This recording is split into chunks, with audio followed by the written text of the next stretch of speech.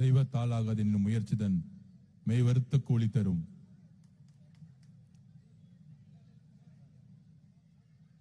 வேட்பாளராக இருந்து, தமிழகத்தின் முதலமைச்சர் வேட்பாளராக இருந்து இன்றைக்கு நம்மெல்லாம் வாயில சொல்லிட்டே இருப்போம், அண்ணன் எப்ப முதலமைச்சர் ஆவார், அண்ணன் எப்ப முதலமைச்சர் ஆவான்னு. தமிழக மக்களுடைய ஒட்டுமொத்த ஆதரவுடன் இன்று உரிமையுடன் சொல்லுவோம், தமிழக முதலமைச்சர் எங்கள் அண்ணன், தமிழக முதலமைச்சர் எங்கள் தலைவர் திரு சி. ஜோசப் விஜய் அவர்கள். இத 6 மாசமா சொல்லும் போது ஒரு கூட்டம் நம்பல. நடிகர் அவருக்கு அரசியல் தெரியுமா? ஆனா ஒன்னே ஒண்ணு சொன்னார் மதுரை மாநாட்டில், திரு மு க ஸ்டாலின் அவர்களே, பூத் கமிட்டி போட்டு நீங்க வீடு வீடா இப்பதான் போயிட்டு இருக்கீங்க, நான் வீடு வீடா போயிட்டு தான் கட்சியே ஆரம்பிச்சேன்.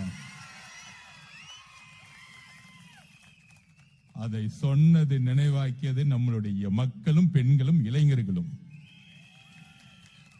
ரொம்ப சந்தோஷமா இருக்கு. அண்ணன் முதலமைச்சரா இருந்து பக்கத்துல பார்க்கும்போது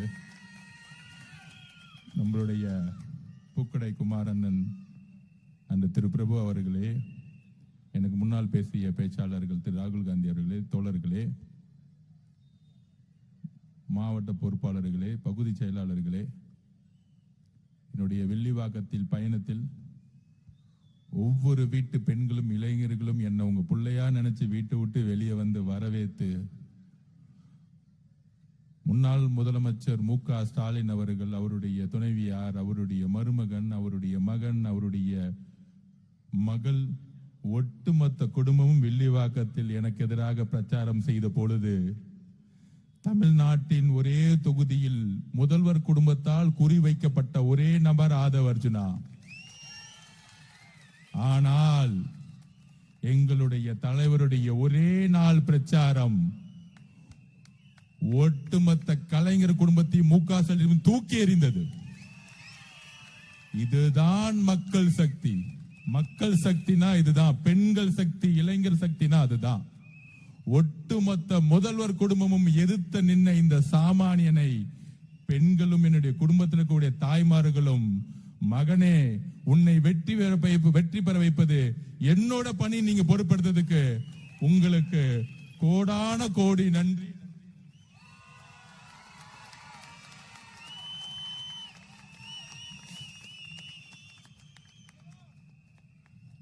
அதை நன்றி என்று சொல்லுவதோட என் வாழ்நாள் கடமை என்பதை நான் சொல்றேன்.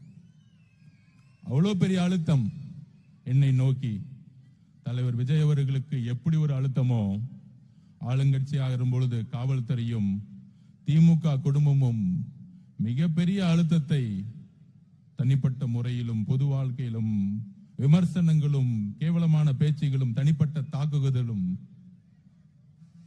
என்னை மட்டுமே நோக்கியது. எங்களுடைய தலைவரையும் அதற்கப்புறம் என்னையும் கடுமையான சொற்களால் எவ்வளவு அசிங்கமா பேச முடியுமோ எங்களுடைய தலைவர் விஜய் அவர்களையும், அதற்கப்புறம் என்னையும் ஊடகங்களா இருக்கக்கூடிய யூடியூபர்களும் பேசி பேசி பேசி பேசி அண்ணா கூறியதை போல, நீங்கள் பேசி பேசி வலுவெழுங்கள், நாங்கள் உறுதியுடன் அந்த பேச்சை கேட்டு வலுவோடு வெற்றி பெறுவோம் சொன்னார் அண்ணா.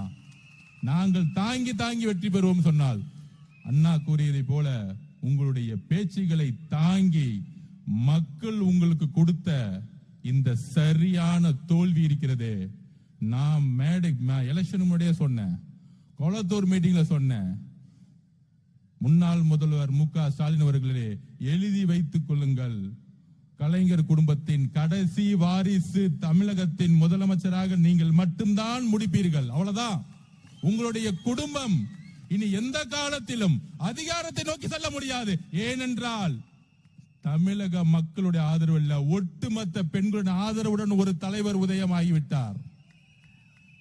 புரட்சி தலைவர் எம்ஜிஆர் அவர்களால் செய்ய முடியாததை, புரட்சி தலைவி அம்மா அவர்களால் முடியாததை ரெண்டு பேர்த்தோடைய சக்தியோட சேர்ந்து எங்களுடைய தலைவர், புரட்சி தலைவர், எங்களுடைய முதலமைச்சர் இந்த குடும்பத்துடைய ஆதிக்கத்தை தூக்கி எறிந்தார். இது சாதாரண வெற்றி அல்ல. ஒவ்வொரு பெண்களும் கண்ணீர் விட்டு அழுது தமிழக வெற்றி கழகத்துடைய வெற்றி எதனால தெரியுமா கிடைச்சிச்சு? திமுக மு.க. ஸ்டாலின் அவர்களிடையே தமிழக வெற்றி கழகத்தை உருவாக்கியது பெண்கள். இன்றைக்கு சொல்றேன், தமிழக வெற்றி கழகத்தை உருவாக்கியது பெண்கள், அதோடு இணைந்தவர்கள் இளைஞர்கள். இந்த ரெண்டு சக்தியும் இன்னும் எந்த காலத்திலையும் நீங்க ஜெயிக்கவே முடியாது. எழுதி வைத்துக்கோங்க. நீங்க என்ன வேணா பொய்யில பேசலாம், சட்டசபையில வந்து பொய்யா பேசலாம், உங்களாலே முடியாது. நான் சொன்னேன், திமுக எப்பயுமே 2வது தாட்டி ஜெயிச்சதா வரலாறே கிடையாது.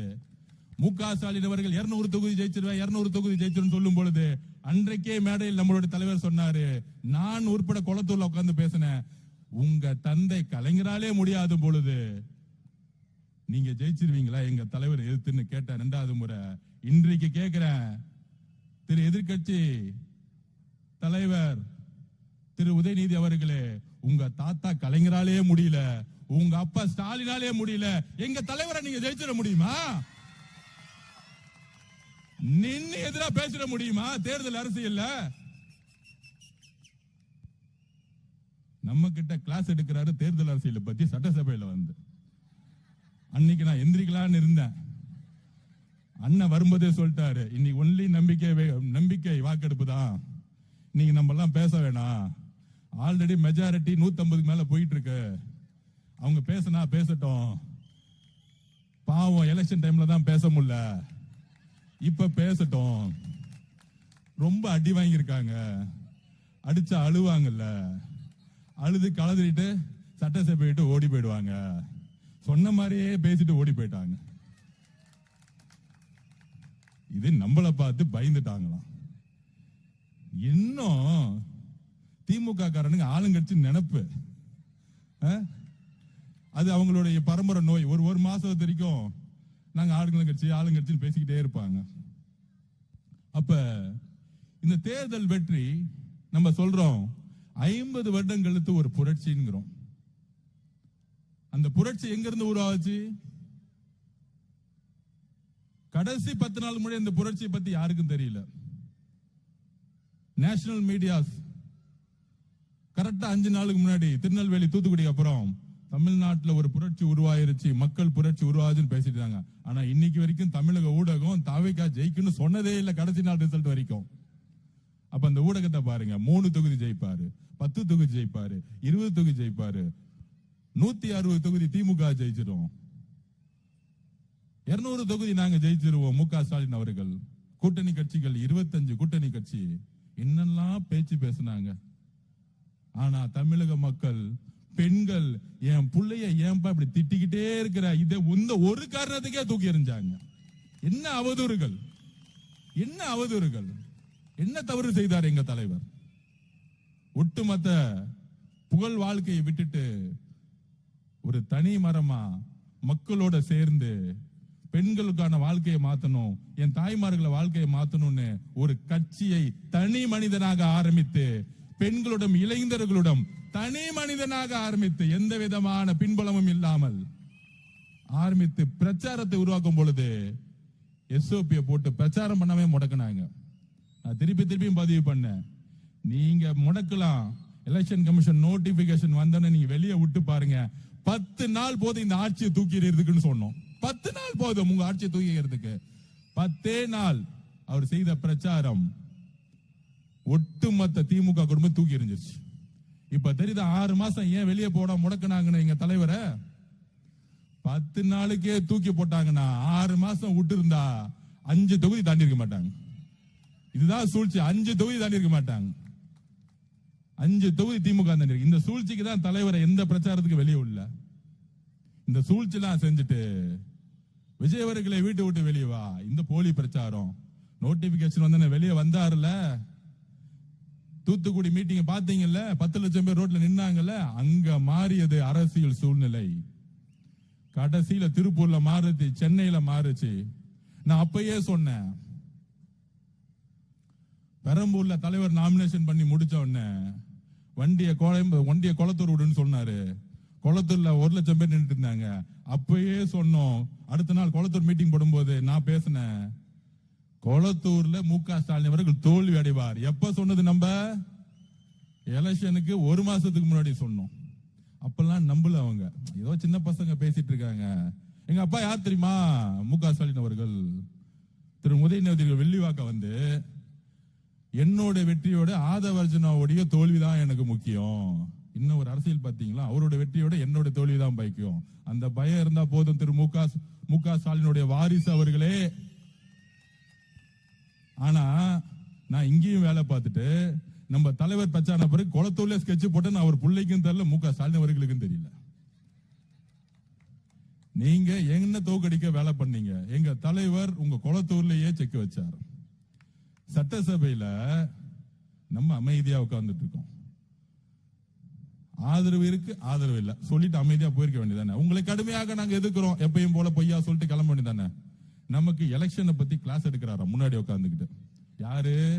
திரு மு.க. ஸ்டாலினுடைய மகன்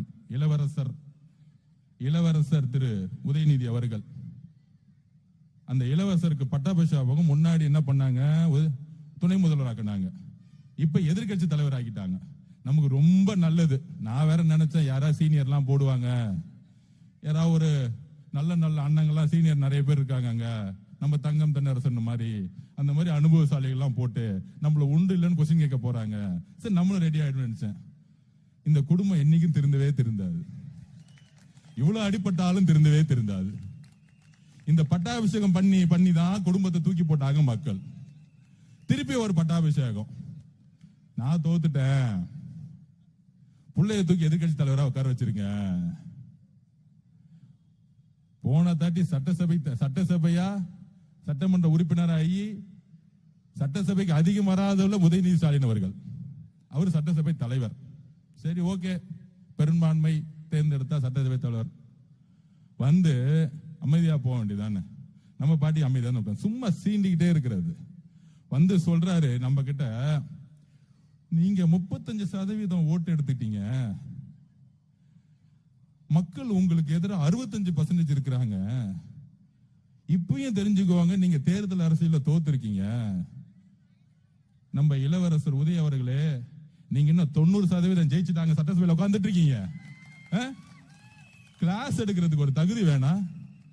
உங்க சொந்த அப்பா குளத்தூர்ல தோத்துட்டாங்க உட்கார்ந்துட்டு இருக்காரு. அப்பாக்கு ஆறுதல் கொடுக்காம அவர் பாவம் தோத்துட்டோமே, 50 வருஷம் அரசியல் வாழ்க்கை, 234 தொகுதியிலும் போய் வெற்றி பெறுவோம்னு போயிட்டு வந்தேனே, கடைசியில குளத்தூர்ல தோத்துட்டேன்னு உங்க அப்பா உட்கார்ந்துட்டு இருக்கும் போது வீட்டுல போய் ஆறுதல் சொல்லாம சட்டசபையில் அப்படி நிமிர்ந்து பேசுறாராம், நமக்கு அட்வைஸ் பண்றாராம். 65% உங்களுக்கு ஓட்டே போடல. ஐயா 2006 உங்க தாத்தா கலைஞர் அவர்கள் இருக்காரு, கலைஞர் கருணாநிதி அவர்கள், உங்களுக்கு அவர் தானே எடுத்துக்காட்டு, முன்னுதாரணம். 26% வாங்கிட்டு முதலமைச்சர் ஆனாரே, அவரை நீங்க கேள்வி கேட்க முடியுமா? திரு உதயநிதி அவர்களே, எங்க தாத்தா 26% தான் வாங்கினாரு சொல்லுங்க. 74% தான் எதிர்த்து நின்னாங்க மக்கள், அதனால அவர் தலைவரே கிடையாது. பேசுங்க. எங்க கலைஞர், எங்க தாத்தா வந்து எங்க முதலமைச்சர் வந்து தவறு பேசுங்க. உங்களுடைய தாத்தா திரு ஐயா கலைஞர் கருணாநிதி அவர்கள் 26% வாங்கி முதலமைச்சர் ஆகும் பொழுது உங்க கூட இருந்தவங்க 2006 கம்யூனிஸ்ட் கட்சிகள் 2 பேரும், கம்யூனிஸ்ட் கட்சியும் கம்யூனிஸ்ட் மார்க்சிஸ்ட் கட்சியும் காங்கிரஸ் கட்சியும் கூட இருந்துச்சு. அவ்வளவு பெரிய கூட்டணி அமைச்சு நீங்க 26% தான் வாங்குனீங்க, 96 தொகுதி ஜெயிச்சீங்க. இந்த அரசியல் ஏன் புதுசுன்னா 50 வருடங்கள் கழித்து திரு எதிர்கட்சி தலைவர் இளவரசர் உதய அவர்களே, நீங்க ஒவ்வொரு தொகுதிக்கும் 30 கோடி ரூபாய் செலவு பண்ணீங்க. 30 கோடி. இதே வில்லிவாக்கத்தில் 5000 ரூபாய் ஒவ்வொரு ஓட்டுக்கும் இங்க இருக்கக்கூடிய உங்களுடைய திமுக கேண்டிடேட் கொடுத்தாங்க. கொளத்தூர்ல உங்களுடைய தந்தை 3000 ரூபாய் கொடுத்தாரு. தமிழகம் முழுவதும் சொல்லி வச்ச மாதிரி ஒவ்வொரு தொகுதியில 30 கோடி செலவு பண்ணீங்க. அதற்கு அப்புறம் உங்களுடைய கூட்டணி காங்கிரஸ், விசிகே, கம்யூனிஸ்ட் கட்சி, கிட்டத்தட்ட 26 கட்சி கூட்டணி, சின்ன சின்ன கட்சி முதற்கொண்டு கேப்டன் விஜயகாந்த் கட்சி, எல்லா கட்சியும் சேர்த்து, முஸ்லீம் லீக்ல இருந்து எல்லா கட்சியும் சேர்த்து நீங்க நின்னீங்க. எங்களுடைய வேட்பாளர்கள் 10 லட்சம் ரூபாய் செலவு பண்ணல. எழுதி வச்சுக்கோங்க, 10 லட்சம் ரூபாய் செலவு பண்ணல.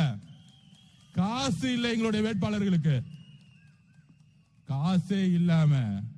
ஒரு எக்ஸாம்பிள் சொல்றேன். திண்டிவனத்துல ஜெயிச்சாங்க, பக்கத்து ஊரு.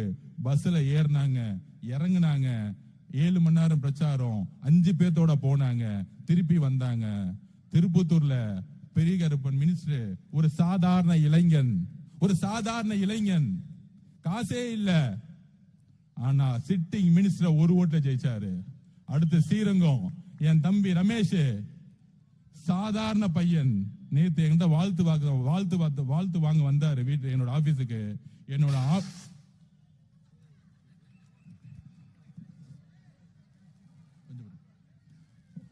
வாழ்த்து வாங்க வந்தாங்க. கொஞ்சம் டிஸ்டர்ப் பண்ணாதீங்க. யார் அது? வாழ்த்து வாங்க வந்தாங்க. அப்ப குடும்பத்தோடு வந்தாங்க. அவங்க அம்மா, அவங்க அக்கா. அப்ப வரும்பொழுது என்னுடைய தெருவிலேயே 3வது வீட்டுல, அது ஒரு பெரிய வீடு, ரமேஷ் அவர்களுடைய அம்மா சமையல் வேலை செஞ்சிட்டு இருக்காங்க. என்னுடைய வீட்டுல இருந்து 3வது வீட்டுல அந்த அம்மா சொல்றாங்க, தம்பி வாழ்த்து வாங்க வந்தேன், 8 மணிக்கு கிளம்பணும் நான் சமையல் வேலை பண்றதுக்கு. என் புள்ள எம்எல்ஏ ஆயிட்டான், ஆனா நான் சம்பாதிக்கணும்ல. என்ன ஒரு எளிமையான குடும்பத்தில் இருந்து எங்களுடைய தலைவர் வேட்பாளரை சூஸ் பண்ணி ஸ்ரீரங்கத்துல நின்னு திருச்சியிலேயே அதிகமான ஓட்டை வாங்கியது தமிழக வெற்றி கழகம். உங்களுடைய நேரு, உங்களுடைய வேலு எல்லாத்தையும் தண்ணி குடிக்க வச்சாங்க எங்களுடைய இளைஞர்கள். சாமானியன் 75 வருஷ கட்சி திமுக பொது தொகுதியில் ஒரு தலித் வேட்பாளரை நிறுத்தியது இல்லை. திரு உதயநிதி அவர்களே, இளவரசர் உதயநிதி அவர்களே, மகுடத்தை தூக்கி உங்க தலையில உங்க அப்பா வச்சுட்டாரு.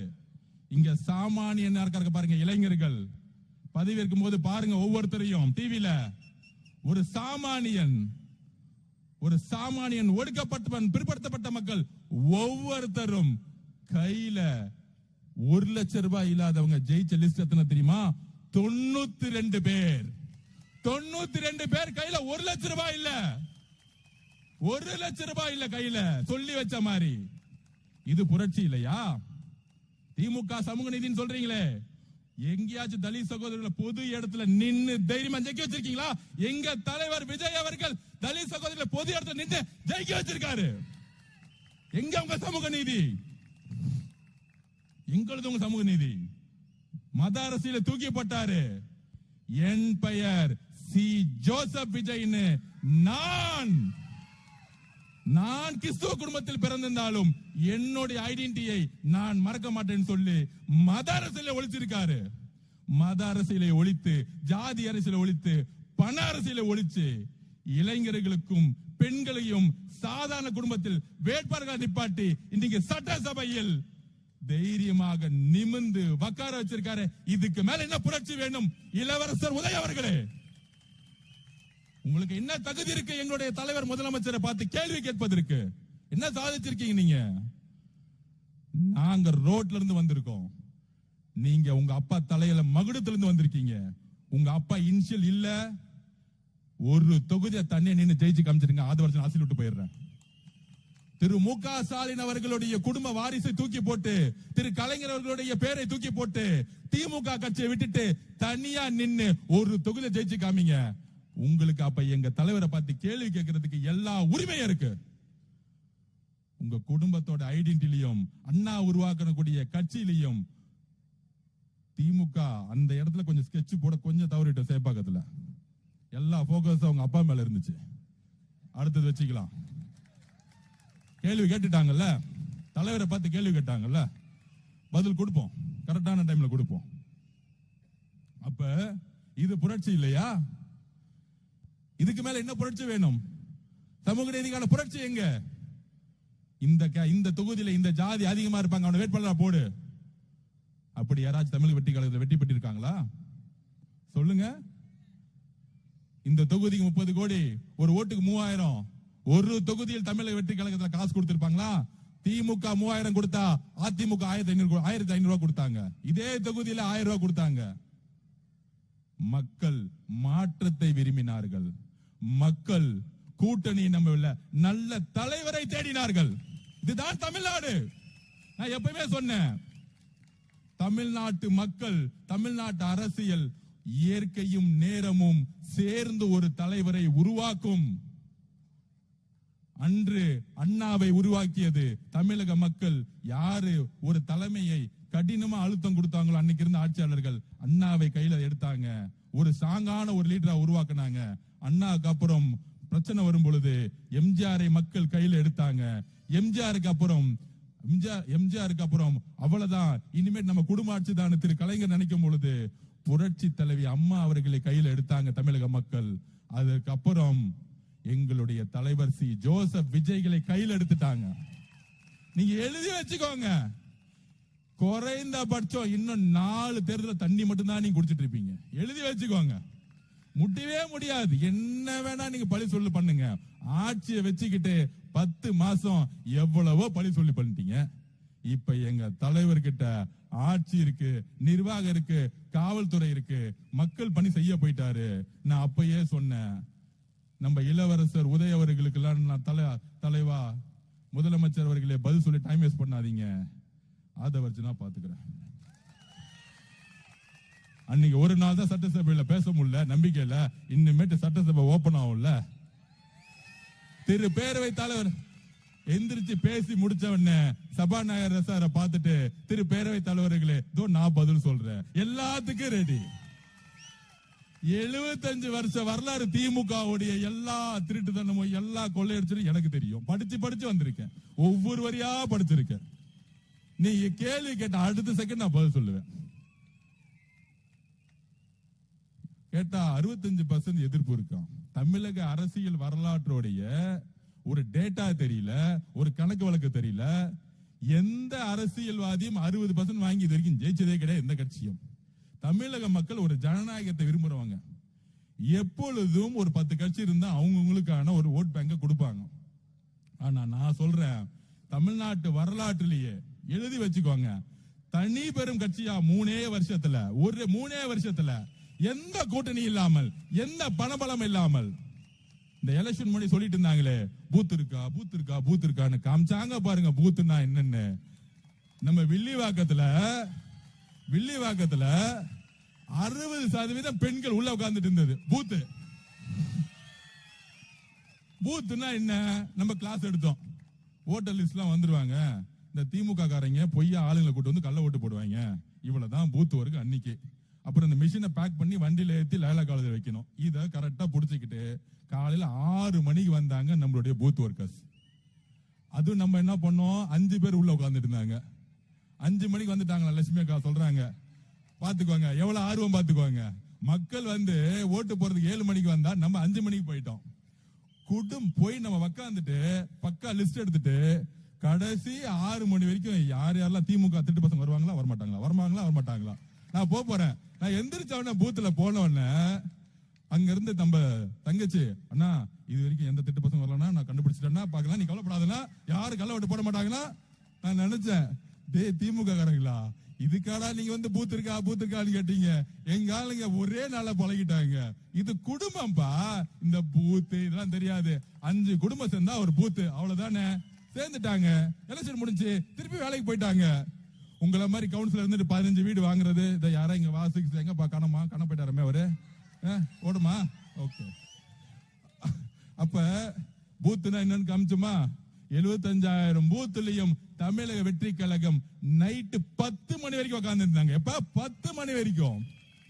திமுக 3 மணி கிளம்பி போயிட்டாங்க, அதிமுக 12 மணி கிளம்பி போயிட்டாங்க. என்னடா அது 7 மணிக்கே கூட்டம் வந்துருச்சு அப்படியே பாக்குறாங்க உடல்மொழி. எல்லாரும் சிரிச்ச முகத்தோட வேட்பாளர் நான் போனா போதும், தம்பி நீங்க தான் எனக்கு நான் கேன்வாஸ் பண்ண வந்த மாதிரி ஆயிடுச்சு. ஒவ்வொரு பூத்துக்கு போகும்போது அக்கா செல்ஃபி உடனே ஓடி வராங்க செல்ஃபி எடுக்க.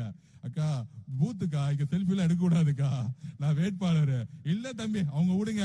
உடனே திமுகங்க அவங்க செல்ஃபி எடுக்கிறாங்க பாத்தீங்களா, ஏன் மேல கம்ப்ளைண்ட். பொதுமக்கள் வந்து என்னப்பா பண்றது, இப்படி ஒரு பிரச்சனை வில்லிவாக்கத்துல. அந்த மாதிரி 7 மணிக்கு குடும்பமா வந்து அண்ணன் சொன்னார் அன்னைக்கு திருவிழா மாதிரி இருக்கணும் நீங்க வந்து ஓட்டு போற அன்னைக்குன்னு. எப்படி திருச்செந்தூர் வேளாங்கண்ணிலையும் போய் குடும்பமா போவாங்களே, 7 மணிக்கெல்லாம் வந்து ஓட்டு போட்டு 4 மணிக்கு முடிச்சுட்டாங்க எல்லாத்தையும். நான் பாக்குறேன் ஒவ்வொரு பூத்துலயும் 94% 95% கள்ள ஓட்டு போறதுக்கு வாய்ப்பே கொடுக்கல. ஆனா இல்ல, பக்கா லிஸ்ட் இருக்கு. நம்ம தங்கச்சி சொல்றாங்க, அண்ணன் 92% முடிஞ்சிச்சு, 8% இவ்வளவுதான் ஓட்டு இருக்கு, இவங்க யாரும் வர்ற மாதிரி தெரியல, நாங்க ரொம்ப ரெடியா இருக்கிறோம், 6 மணிக்கு கேட்ட மூட சொல்லிடுங்க. நமக்கு கிளாஸ் எடுக்கிறாங்க நம்ம தங்கச்சிங்க. அப்படி திமுக பூத்துக்கு தண்ணி குடிக்க வச்சது நம்மளுடைய மகளிர் சகோதரிகள். அப்புறம் நம்ம இளைஞர்கள் இருக்காங்களே, நான் போனா போது பின்னாடி 500 பேர் வராங்க. டேய் தம்பிங்களா வேணாண்டா, நான் தப்பு பண்றமே நினைச்சுக்க போறாங்க, கலவரம் பண்ற மாதிரின்னு. திமுக 5 பேர் தான் வந்தாங்க, அவன் போய் பயந்து போயிட்டான் அவன் பாட்டிக்கு.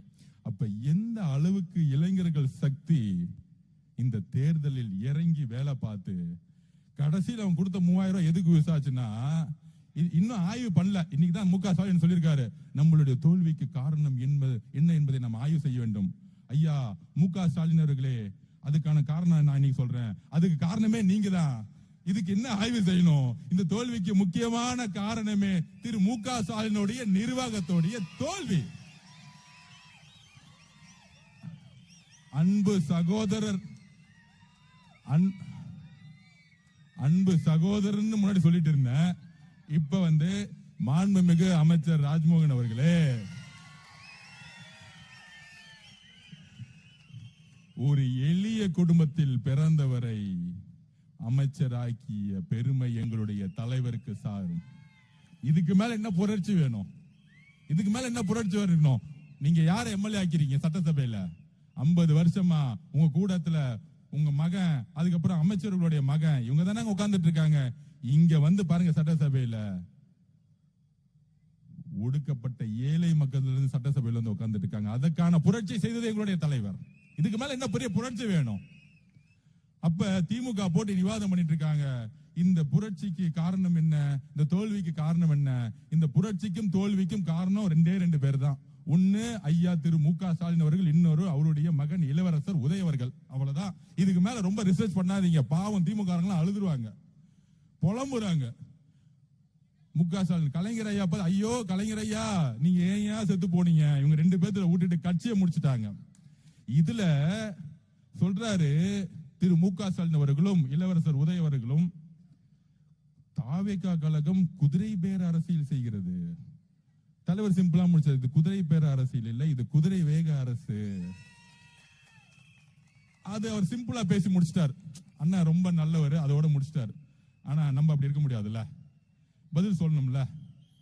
குதிரை பேர அரசியல் யார் நடத்தினது? நான் சொல்லிடுறேன். எல்லாம் ட்ரை பண்ணி பார்த்தாங்க, ரிசல்ட் வந்துருச்சு. நம்ம 108 நிக்கிறோம். சுமார் ஒரு 20 தொகுதியில 500 ஓட்டு 300 ஓட்டுல தோத்து இருக்கோம். அது எப்படின்னு நம்ம அதுக்கப்புறம் விசாரிச்சுக்கலாம், விட்டுருங்க. தோத்த பிறகு என்ன செஞ்சிருக்காங்க? நம்ம தலைவர் வரவே கூடாதுன்னு பெரும்பான்மை இருந்தாலே பதவியேற்றலாம் கவர்னர் அவர்கள். ஆனா கவர்னர் அவர்கள் கூப்பிட்டு, நீங்க பெரும்பான்மையை காமிங்க, சிங்கிள் ஆர்கெஸ்ட் பார்ட்டி, அவங்களை கூப்பிட்டு பதவியேற்றலாம். ஆனா கவர்னர் அவர்கள் ஒரு கான்ஸ்டிடியூஷனுக்கு எதிராக 118 காமிங்க, கோர்ட்டுக்கு போனா 1 மாசம் ஆயிடும், வேண்டாம் நம்ம பெரும்பான்மை காமிச்சிருன்னு எடுத்த உடனே முதல்ல வந்தது தலைவர் ராகுல் காந்தி அவர்கள். தமிழ்நாட்டுடைய சூழ்நிலையை புரிந்து தமிழக வெற்றி கழகம் தலை வணங்குகிறது திரு ராகுல் காந்தி அவர்களை. எடுத்தவன விஜய் அவர்கள் முதலமைச்சர் ஆகணும், அதுக்கு என்ன வேணா செய்யுங்க, சப்போர்ட் அப்படின்னு டெல்லியில ஒரே குரல் முடிச்சுட்டாரு அவர். வந்த அடுத்த நாள் காங்கிரஸ் இருந்து நம்ம அண்ணன் செல்வன் திமுக இருந்தாரு, எங்க தலைவர் சொல்றதா ஸ்டாண்ட். அரசியல் சூழ்நிலை அன்னைக்கே மாறிடுச்சு, எலெக்ஷன் முடிஞ்சோடனே மாறிடுச்சு. செல்வப்பிரன் வாய்ப்பு கொடுத்துட்டு ஒரு எல்லோரும் சகோதரத்துவம் ஆகணும். அன்னைக்குதான் உண்மையான அரசியல் சந்தோஷப்பட்டேன். அது முடிஞ்ச உடனே கம்யூனிஸ்ட் தோழர்கள் வந்தாங்க, அது முடிஞ்ச உடனே அண்ணன் திருமானன் வந்தாரு, ஒவ்வொருத்தரும் தலைவர் முதலமைச்சராக்குனாங்க. இது மட்டும்தானே உங்களுக்கு தெரியும். ஆனா திமுகவுடைய குதிரை பேர அரசியல் இன்னும் நான் உண்மையா சொல்லவா? சொல்றேன் யாரு குதிரை பேர அரசியல் பண்ணதுன்னு. நம்ம தலைவர் முதலமைச்சர் ஆகக்கூடாதுன்னு திமுக தலைவர்களும், அதுல குறிப்பா நம்ம இளவரசர் உதயநிதி அவர்களும் ஒரு பெரிய அரசியல் பண்றாங்களா. என்ன அரசியல்னா, ஃபர்ஸ்ட் மு.க. ஸ்டாலின் இதுக்குள்ள வரல, உண்மையை சொல்லிடுறேன் நான். அவரு தோல்விட்டு அமைதியா தான் இருந்தார். ஆனால் திரு இளவரசர் உதயநிதி அவர்கள் இருக்காரு, என்ன ஆனாலும் விஜய் அவர்கள் முதலமைச்சராக வரக்கூடாது. என்ன ஆனாலும் பரவாயில்ல, என்ன வேணா பண்ணிக்கோங்க. அவ்வளவு வெறி. ஆனா முடிஞ்சிச்சுல்ல, கடைசி வாரிசா முடிச்சிட்டார்ல, ஏதாச்சும் பண்ணலாம். யாருக்கிட்ட பேச்சுவார்த்தை பண்ணது? திரு இபிஎஸ் அவர்கள் பழனிசாமி அவர்களோட திரு உதயநிதி அவர்கள் பேச்சுவார்த்தை பண்றாரு. திரு உதயநிதி அவர்களும் திரு சபரிஸ் அவர்களும் சேர்ந்து ஆட்சியை முடிச்சுட்டாங்க. அடுத்து திமுக கட்சியை முடிக்கிறதுக்கு வேலை பண்ணிட்டு இருக்காங்க. இப்படிதான் தலைவர் விஜய் அவர்கள் ஏத்து நின்று ஆட்சி போச்சு. இப்ப திருப்பியும் இவர் முதலமைச்சர் உட்கார வைக்க கூடாதுன்னு இபிஎஸ் ஐயா கிட்ட பேசினா என்ன ஆகும்? எங்கேயாச்சும் அண்ணா உருவாக்கிய கட்சி, சமூக நீதி பேசிய கட்சி, மதசார்பு சொல்லக்கூடிய கட்சி, தேர்தலுக்கு முன்பு திரு மு.க. ஸ்டாலின் அவர்கள், ஏன் திரு உதயநிதி அவர்கள் திரு எடப்பாடி பழனிசாமி பார்த்து என்னெல்லாம் கேள்வி கேட்டாங்க? பிஜேபியை தமிழகத்தில் ஆட்சி கட்டில ஏற துடிக்க வைக்கிறது திரு இபிஎஸ் பழனிசாமி அவர்கள். அதிமுக தான். இவங்களுக்கு ஓட்டு போட்டா பிஜேபி ஆட்சிக்கு வந்துச்சு. இது அண்ணா திராவிட முன்னேற்ற கழகம் கிடையாது, இது அமித்ஷா முன்னேற்ற கழகம். இப்படி பிரச்சாரம் செஞ்சது யாரு? திரு மு.க. ஸ்டாலின் அவர்கள். இன்னொருத்தர் யாரு? இளவரசர் உதய அவர்கள். இன்னில இருந்து அவர் இளவரசர்னு வச்சிருவோம். இளவரசர், அந்த இளவரசர் உதய அவர்களுக்கு ஏன்னா பட்டாபிஷேகம் பண்ணி தானே உட்கார வச்சிருக்காங்க. மன்னராட்சி இன்னும் ஒளியில கொஞ்சம் பிசுறு இருக்கு, பாத்துக்கலாம். அப்ப பட்டாபிஷோட உட்கார்ந்துட்டு இருக்க இளவரசர் ஒரு அரசியல் ஞானி மாதிரி, கலைஞர் உருவாக்கிய, கடினப்பட்டு உருவாக்கிய அந்த கட்சியை அதிமுகவோட சேர்ந்து வெளியிலிருந்து ஆதரவு கொடுப்பாங்களாம். திரு இபிஎஸ் பழனிசாமி முதல்வர் ஆயிடுவாராம். இன்னும் சூழ்ச்சி பாத்தீங்களா? இந்த சூழ்ச்சி நமக்கு தெரிஞ்சிருச்சு, வந்துருச்சு. ஒரு நேரத்தில் 8ஆம் தேதி மத்தியானம் தகவல் வருது, 7ஆம் தேதி நைட்டு தகவல் வருது, இபிஎஸ் அவர்கள் ஞாயிற்றுக்கிழமை பதவியேற்க போறாரு, எல்லாம் முடிஞ்சிச்சு அப்படின்னு. ஆனா கம்யூனிஸ்ட் தோழர்களும் விசிக தோழர்களும் சப்போர்ட் பண்ணல. முக்கியமாக கம்யூனிஸ்ட் தோழர்கள் சுத்தமா சப்போர்ட் பண்ணல. அதுல உண்மையா சொல்லவா, மார்க்சிஸ்ட் கம்யூனிஸ்ட் கட்சியுடைய தேசிய தலைவர் திரு பேபி அவர்கள் கேரளால இருப்பார். அவர் பேட்டி கொடுத்தது நீங்க பார்த்திருப்பீங்களான்னு தெரியாது. அவர் பேட்டி கொடுத்தாரு. மதசார்பற்ற கொள்கையில் உறுதியா இருக்கக்கூடியவர் பேபி அவர்கள், மார்க்சிஸ்ட் கட்சியுடைய தலைவர். அவர் சொன்னாரு, நாங்கள் ஏன் விஜய் அவர்களுக்கு ஆதரவு கொடுப்போம் என்றால், நம்ம ஒன்னு காரியம், பிரசிடென்ட் ரூல், கவர்னர் ரூல் வந்துடக்கூடாது, அரசியல் அமைப்பை பாதுகாக்கணும். காங்கிரஸ் மதசார்பற்ற கூட்டணி இங்க இருக்கு, தமிழகத்தில் ஒரு கவர்னர் ஆட்சி வந்துடக்கூடாது. இட்ஸ் a people mandate சொன்னார். அதாவது மக்கள் தேர்ந்தெடுத்தது தலைவர் விஜய் அவர்களை. அவர் சொன்ன வார்த்தை 12 தொகுதியில அவ்வளவுதானே, நாங்க பாத்துக்கிறோம். திரு பேபி அவர்கள் கேரளால இருந்து குரல் கொடுக்கும்போது சொன்னாரு, நாங்கள் சப்போர்ட் பண்ணலனா திமுகவும் அதிமுகவும் சேர்ந்து பிஜேபியோட ஆட்சியை உருவாக்கும். சொன்னது ஆதவ அர்ஜுனா இல்லை திரு இளவரசர் உதய அவர்களே, சொன்னது ஆதவ அர்ஜுனா இல்லை இளவரசர் உதய அவர்களே. கம்யூனிஸ்ட் கொள்கையின் தலைவர், மார்க்சிஸ்ட் கட்சியினுடைய தலைவர் திரு பேபி அவர்கள். உண்மை வந்துருச்சா வெளியே? என்ன ஒரு துரோக அரசியல் திமுக உண்மை வந்துருச்சா? யாரு குதிரை பேரை நடத்தினது? அந்த குதிரை பேரை நடத்தினது யார் சொல்லுவா? லிஸ்ட் நான் சொல்றேன். பாஷ்யம் கம்பெனியுடைய ஓனர் புரோக்கர் வேலையை பார்த்தாப்ல. அடுத்தது ஓப்பனா சொல்லிடணும்ல, யார் யாரெல்லாம் தலைவருக்கு எதிராக சூழ்ச்சி செஞ்சாங்கன்னு. பாஷ்யம் கம்பெனியுடைய ஓனர் ரியல் எஸ்டேட் வேலையை பார்க்காம ஆட்சி மாற்றத்துக்கு இங்க உட்கார்ந்துக்கிட்டு கவர்னரோட சேர்ந்து உட்கார்ந்துட்டு சேர்ந்தது ஒரு கம்பெனியோட நிறுவனர். அதோட சேர்ந்து திரு உதயநிதி அவர்கள், அதோட சேர்ந்து திரு இபிஎஸ் பழனிசாமி, முன்னாள் முதலமைச்சர் பழனிசாமி மகன் திரு மிதுன் அவர்கள். அதனாலதான் இந்த ஃபேக்ஷன் உடைஞ்சிச்சு. அதிமுக இருந்து வெளியே வந்தாங்களே திரு சிவிஎஸ் சண்முகம் அண்ணன், புரட்சி தலைவி ஆனவர்கள் எதற்காக கட்சியை உருவாக்கினார்? புரட்சி தலைவி அவர்கள் எதற்காக கட்சியை உருவாக்கினார்? இந்த திமுக சீய கட்சியை ஒழிக்க.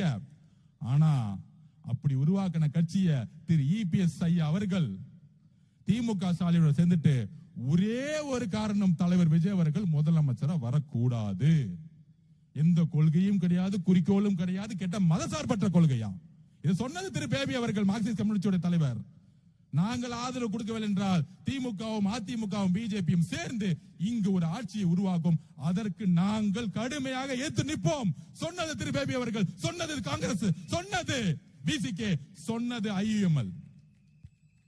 எல்லா மதசார்பற்ற கொள்கைகளும் தலைவர் அவர்கள் 108 தொகுதி ஜெயிச்ச வந்தன நினைச்சிருந்தா தோழர்களே, அரசியலை உள்வாங்குங்கள். நினைச்சிருந்தா ஒரே போன் கால் டெல்லி போன் பண்ணி, ஒரே ஒரு போன் கால் EPS ஐயா போன் பண்ணி, உங்க 47 MLA எனக்கு கொடுத்துருங்க, நான் முதலமைச்சர் ஆயிடுறேன், நம்ம பகிர்ந்துலாம் சொன்னா அவங்க ஓடி வந்திருப்பாங்களா? ஓடி வந்திருக்க மாட்டாங்களா? சொல்லுங்க. ஆனால் ஏன் 47 MLA தூக்கி போட்டு தலைவர் ராகுல் காந்தி அவர்களுடன் 5 MLA உடன் இணைந்தார்? எங்களுடைய தலைவர் 108ல இருந்து 5 போச்சுன்னா 113 தானே. 47 முக்கியமா 105 முக்கியமா அப்படின்னு எங்களுடைய தலைவர் யோசிச்சிருந்தா, வெறும் பதவி அரசியல் பண அரசியலை நோக்கி இருந்தா, EPS மாதிரியோ இல்ல உங்க தந்தை MK ஸ்டாலின் மாதிரியோ உதயநிதி மாதிரியே சிந்தித்திருந்தா 47 பேரை நோக்கி போயிருப்பாங்க. ஆனால் எங்களுடைய தலைவர் விஜய் அவர்கள் யோசித்து மதசார்பற்ற கொள்கையில், சமூக நீதி கொள்கையில் நான் உறுதியாக இருந்து இஸ்லாமிய சகோதரர்களும் கிறிஸ்தவ சகோதரர்களும் என்னை தேர்ந்தெடுத்தார்கள். நான் கொள்கையில் இருந்து விலக மாட்டேன். அந்த உறுதியான கொள்கையில் ஒரு கால் கொடுத்தாரு திரு ராகுல் காந்தி அவர்களுக்கு.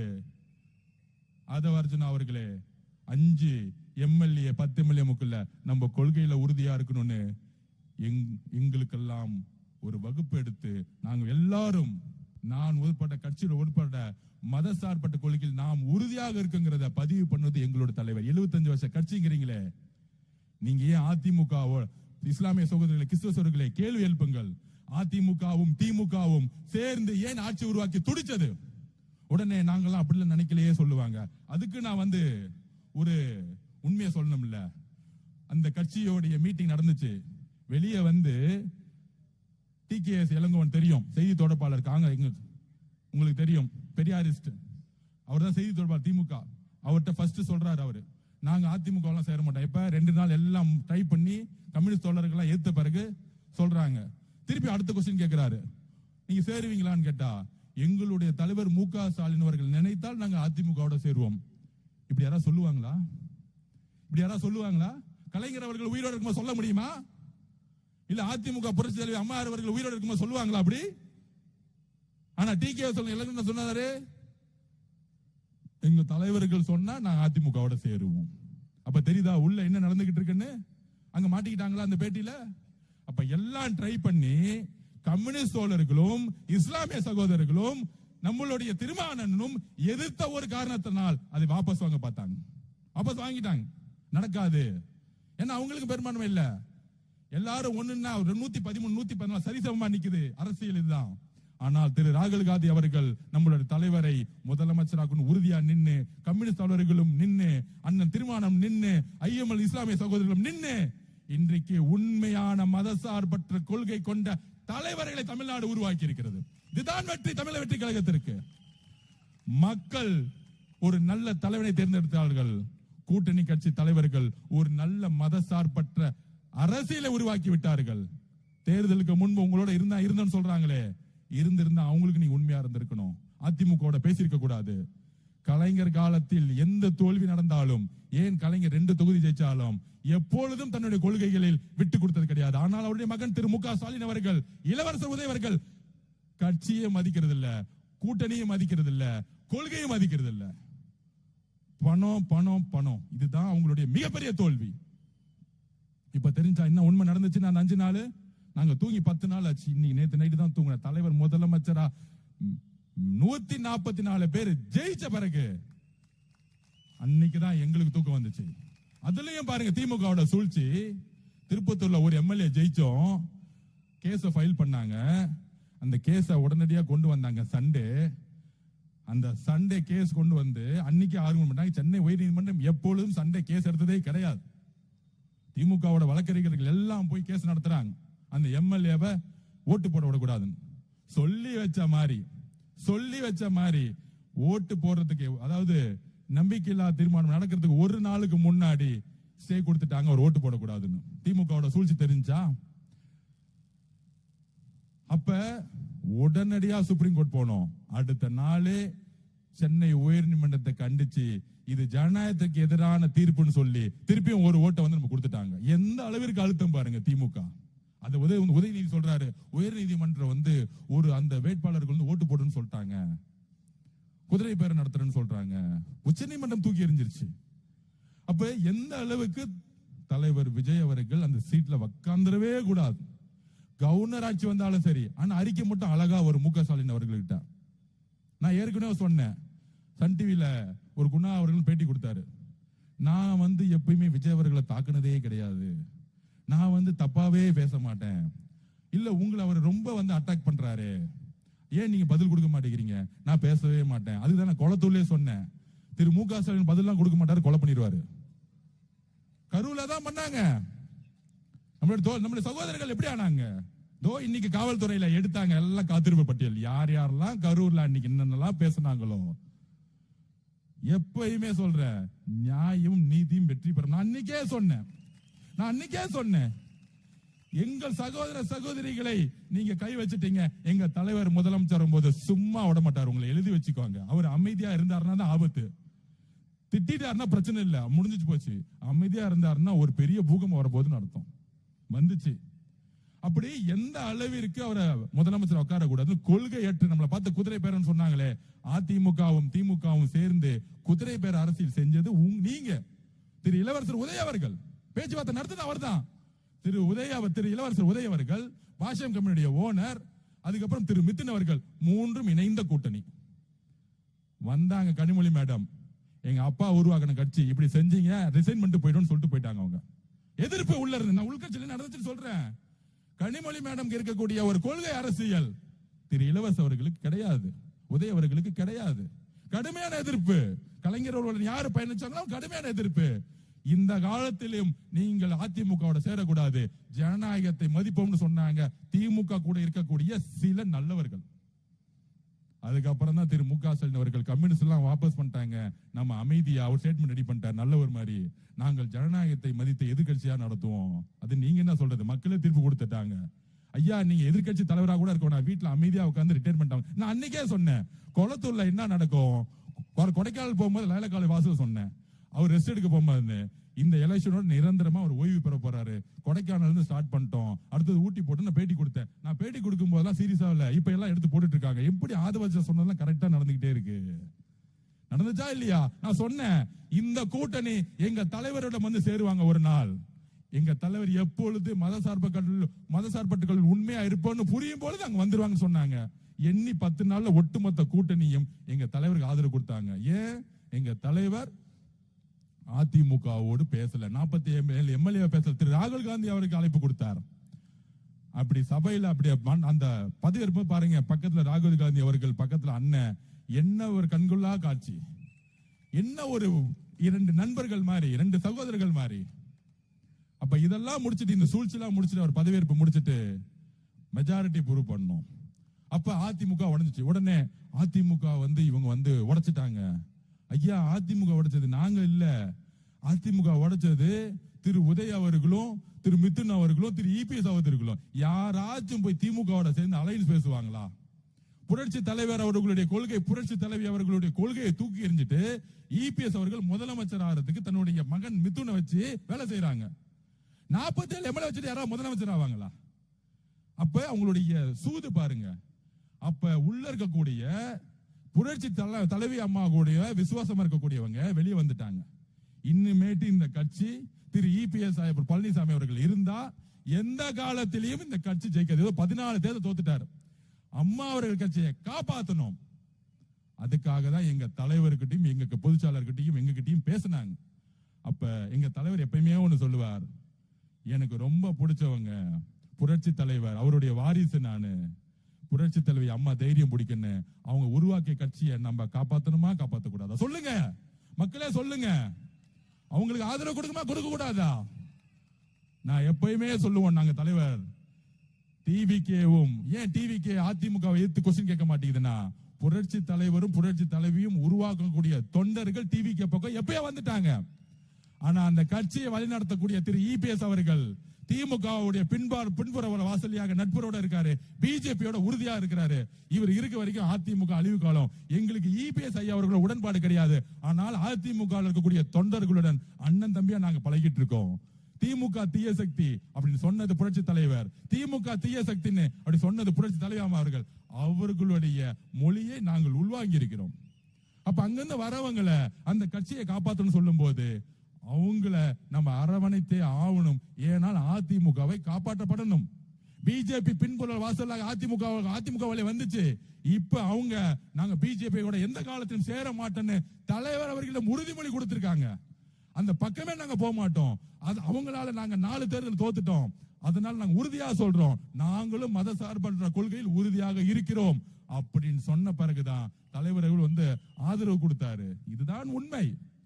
இதை கூட்டணி கட்சி எல்லாத்திலையும் விளக்கணும். இந்த அதிமுக ஒரு இபிஎஸ் தலைமையில் இருக்க வரைக்கும் தானே இந்த பிஜேபி வந்துகிட்டு இருக்கு. அப்ப அந்த அதிமுக புது ஃபேக்டர்ஸ் பிஜேபி கூட இருக்க மாட்டாங்கன்னு உறுதிமொழி கொடுத்துட்டாங்க. இவங்களை நம்ம நம்பி பார்ப்போம்.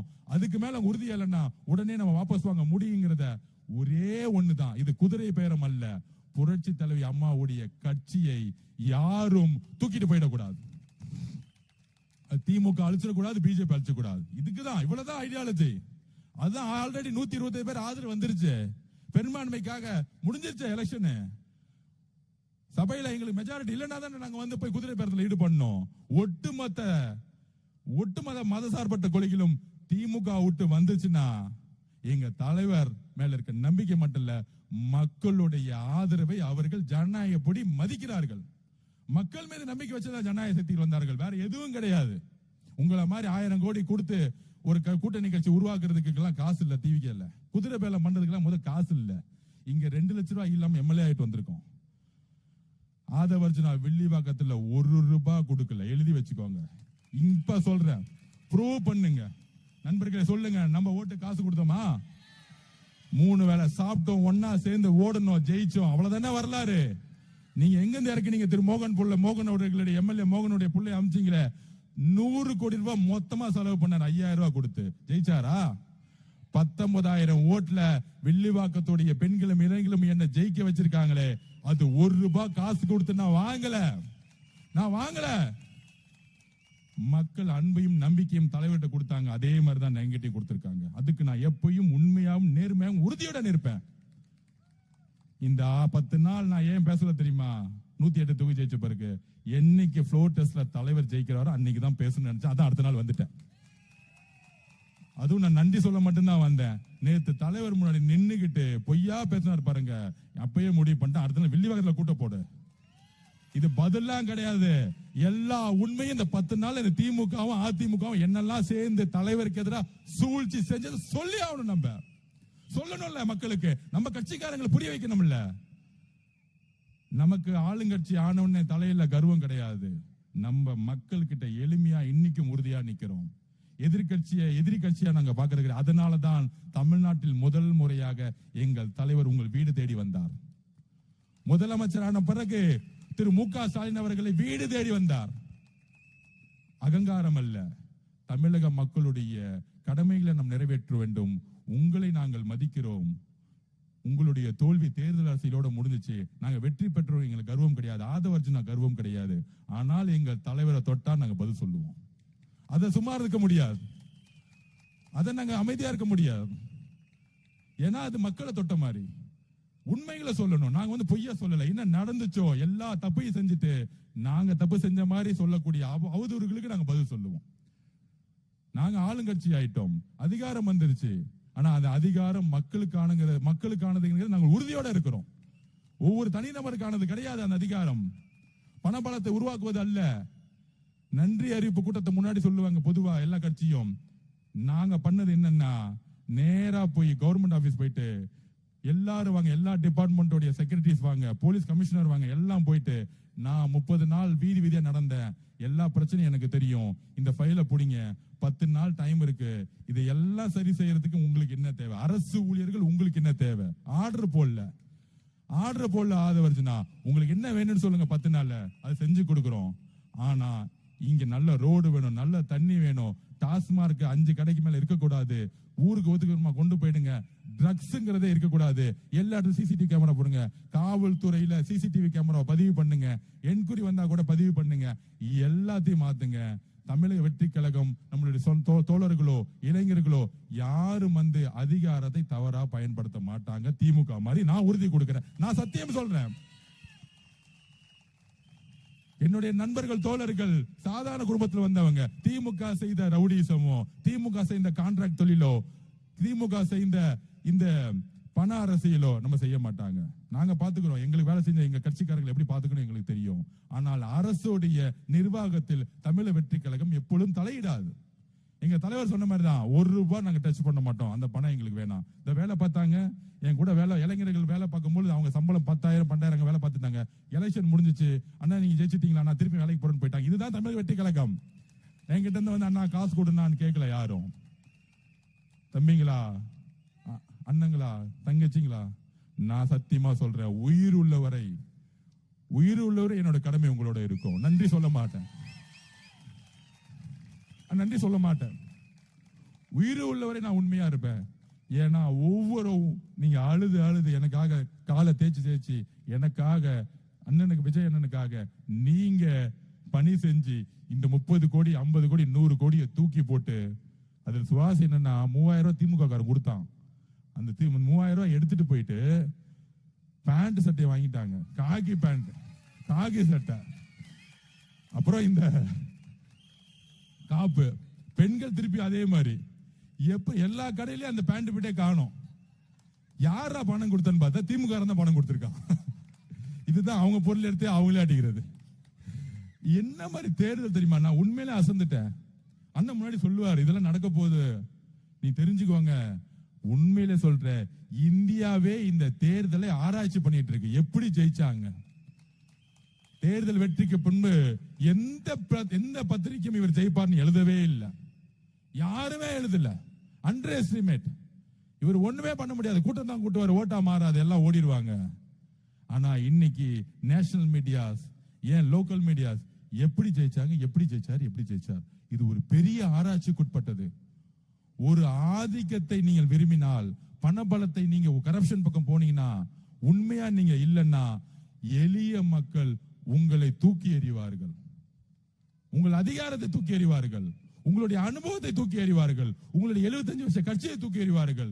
நீங்கள் உண்மையாக இல்லை என்றால் யாரையும் தூக்கி எறிவன்னு தமிழக மக்கள் இந்தியாவுக்கே லெசன் எடுத்திருக்காங்க. இதுக்கு மேல ஒரு வரலாறை இன்னொருத்தர் எழுதுறதுக்கு எத்தனை வருஷம் ஆகும் நமக்கு தெரியவே தெரியாது. எழுதி வைத்துக் கொள்ளுங்கள். காலையில 8:30 மணிக்கு செக்ரட்டரியேட்ல உட்கார்ந்துட்டு இருக்காரு. ஷார்ப்பா வேலை செய்ய தெரியுமா, அனுபவம் இருக்குவான்னு தெரியாது. காலையில 10 மணிக்கு ஷார்ப்பா உட்கார்ந்துட்டு இருக்காரு. அவருக்கு தெரியும் தமிழ்நாட்டுக்கு என்ன செய்யணும்.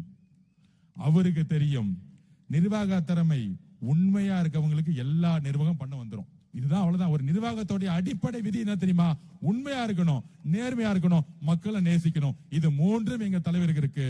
ஒரு மிகப்பெரிய பொன்னான ஆட்சியை, எப்படி ஒரு மிகப்பெரிய பொன்னான வரலாற்றை தேர்தல் அரசியல் உருவாக்கிறாரோ, ஒரு மிகப்பெரிய அரசாங்கத்தை மக்களுக்காக, பெண்களுக்காக, இளைஞர்களுக்காக உருவாக்க போகிறார். அதுல ஒரு பங்கு நானும் இருக்கேன் அவரோட. அது மிகப்பெரிய விஷயமா பாக்குறேன். ஒரு ஏழ்மையா எளிய குடும்பத்திலிருந்து பிறந்த, தந்தையும் தாயும் இழந்த இந்த ஆதவர்ஜுனாயை அமைச்சரவையில் 3ஆம் இடம் கொடுத்து, ஆதவர்ஜுனா நீங்க அன்னைக்கு கட்சி ஆரம்பிக்கும் போது என் கூட ஆனந்தன் இருந்தாரு, அதுக்கப்புறம் நீங்க தான் வந்தீங்க, என்ன நம்புனீங்க, எல்லா வேலையும் செய்து கொடுத்தீங்க, எப்பொழுதும் நீங்கள் அந்த இடத்துல இருப்பீங்கன்னு ஜெயிச்ச பிறகும் அந்த உறுதியோடு நின்னார் பாருங்க. அவருடைய வார்த்தைக்கு நான் எப்பொழுதும் தலை வணங்குவேன். எங்க அண்ணன் அவரு. எங்க அண்ணனுக்கு அப்புறம் தான் அவர் முதலமைச்சர். இல்ல, எங்க அண்ணன். அந்த உணர்வு தான் எங்களுக்கு இருக்கு. இங்க இருக்கக்கூடிய ஒவ்வொரு தாய்மார்களுக்கும் புள்ள, அண்ணன், தம்பி. எங்க அண்ணனை நீங்க டச் பண்ணீங்கன்னா நான் பதில் கொடுப்பேன். எனக்கெல்லாம் அமைச்சர்லாம் அப்புறம் தான், எம்எல்ஏ எல்லாம் அப்புறம் தான். எனக்கு அவர் அண்ணன், நான் தம்பி. இந்த தம்பி அண்ணன், அந்த அண்ணனுக்கு ஒரு சிறு கீரை இருந்தாலும் குரல் கொடுப்போம்.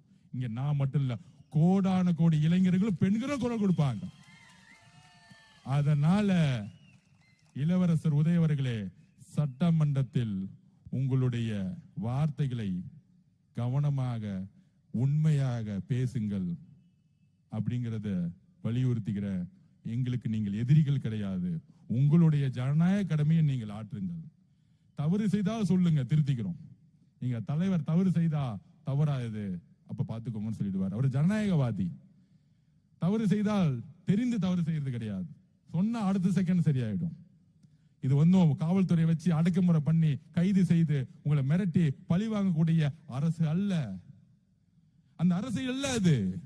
யாரையும் பழிவாங்கக்கூடிய அரசியல் கிடையாது. தேர்தல் அரசியலில் நாங்கள் நின்னோம், நீங்க நிக்கவே கூடாதுன்னு நினைச்சீங்க, அதையே மீறி வெற்றி பெற்றுட்டோம். இனி மக்களுக்கான பணியை செய்யறது 50 வருஷ பணியை 5 வருஷம் செஞ்சு முடிப்பார். எழுதி வச்சுக்கோங்க, எழுதி வச்சுக்கோங்க. என்கிட்ட இப்ப கேட்டாங்க, 700 கடையை மூணா 8,000 கோடி சேல்ஸ் டவுன் ஆகுது. அத பினான்ஸ் செக்ரட்டரி எங்க தலைவர் சொல்லியிருக்க மாட்டாரா? அப்ப எங்க தலைவர் என்ன முடிவு எடுத்தார்? மக்களோட உயிரை விட 8,000 கோடி பணம் முக்கியம் அல்ல. மக்களுக்கு 1000 ரூபாய் நீங்க பேங்க்ல போடுறமே, அதோட முக்கியம் டாஸ்மாக் கோடிய மிகப்பெரிய பிரச்சனை, ட்ரக்ஸ் பிரச்சனை. அதுதான் முதல்ல அவர் கையில் எடுத்தார். அதுதான் முதல்ல கையில் எடுத்தார்.